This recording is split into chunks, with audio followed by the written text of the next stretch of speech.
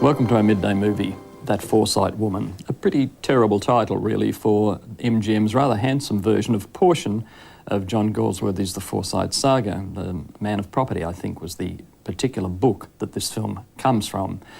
The definitive version of Galsworthy's saga, I guess you could call it, was, of course, that remarkable production that was done by the BBC in conjunction with MGM many years ago, in which the names of Eric Porter and Nairi Dawn Porter and Kenneth Moore suddenly became known to whole hosts of people who may not have been aware of them before. I think there were 26 50-minute episodes of that particular production. They don't make those sort of things even for television anymore. When MGM, who owned part of this property in the 40s when this film was made the film, they only realised that they wanted to do just a small section of that great work. So they concentrated on probably one of the most dramatic situations in the whole of the saga and gave it a very nice production indeed. Greer Garson is the star.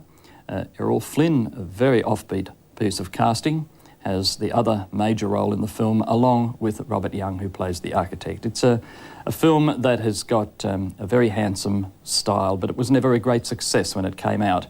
It looks pretty good these days because they don't make films like this anymore.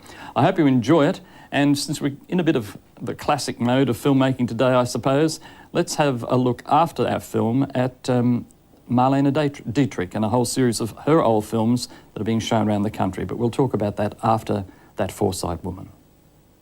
Well, there's a special treat for cinema buffs, which has been running in Melbourne and Sydney and will be in Perth next Saturday.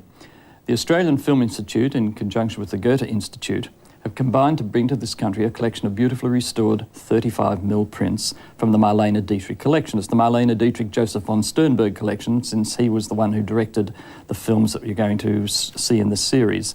These films, which all come from the early 30s and from the very beginning of Marlene Dietrich's international career, include Blonde Venus, Morocco, Scarlet Empress, Dishonoured, The Blue Angel is another one which I can't remember just at the moment.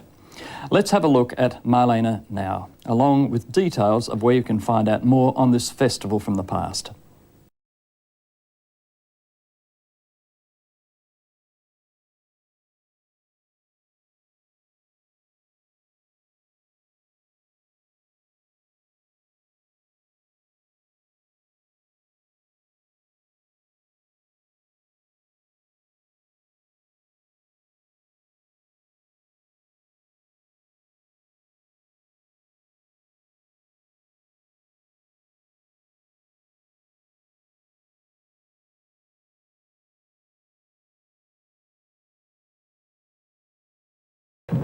The irresistible rhythms of hot voodoo. Wonder why that particular song never made it. I know they're all rocking and rolling in here, actually.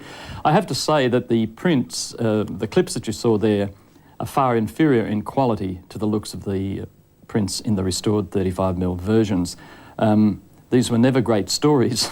They all were much the same, as a matter of fact, but they were made into something really rare and strange by the quality of the production, particularly the lighting and the settings, and Marlene Dietrich herself. I hope you enjoyed our program today. See you tomorrow at midday.